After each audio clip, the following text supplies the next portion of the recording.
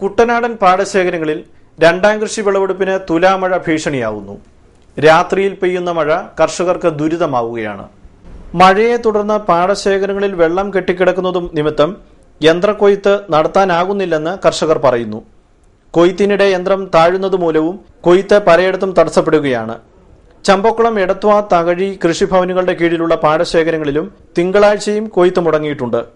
മഴയെ തുടർന്ന് യന്ത്രക്കൊയ്ത്തിന് കൂടുതൽ സമയവും ആവശ്യമായി വരുന്നുണ്ട്. ശക്തമായ തുലാമഴയിൽ 120 ദിവസം വരെ പ്രായമായ നെൽച്ചെടികൾ വീണടിയുന്നതും കർഷകർക്ക് തിരിച്ചടിയായി. ഇതിപ്പോൾ ഒരേക്കർ കൊയ്യാൻ ഇപ്പോൾ 2 മണിക്കൂർ മിച്ചമായിരിക്കുകയാണ്. മഴ പിടിച്ചതുകൊണ്ടാണ് ഞങ്ങൾക്ക് ഇത്രയും ബുദ്ധിമുട്ട് വന്നിരിക്കുന്നത്.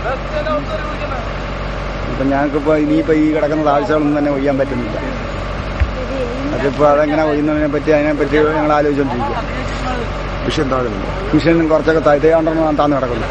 അതിപ്പോൾ രാവിലെ വന്നു, ഇതുവരെ ഓക്കാൻ പറ്റിയിട്ടില്ല. ഞങ്ങൾ തന്നെ ഇത് വരി റോഡിൽ വെള്ളത്തിൽ കണ്ടത്തിൽ കിടന്നത് വരി 1 കിൻഡൽ 50 രൂപ വെച്ച് കൊടുത്ത് കരിക്കേറ്റിട്ടിരിക്കുക.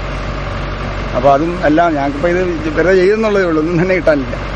ചമ്പക്കുളം, നെടുമുടി, കൈനഗിരി കൃഷിഭവനുകളുടെ കീഴിലുള്ള പാടശേഖരങ്ങളിലും രണ്ടാം കൃഷി വിളവെടുപ്പിലേക്ക് എത്തുമ്പോഴാണ് തുലാമഴ ഇരുട്ടടിയാവുന്നത്.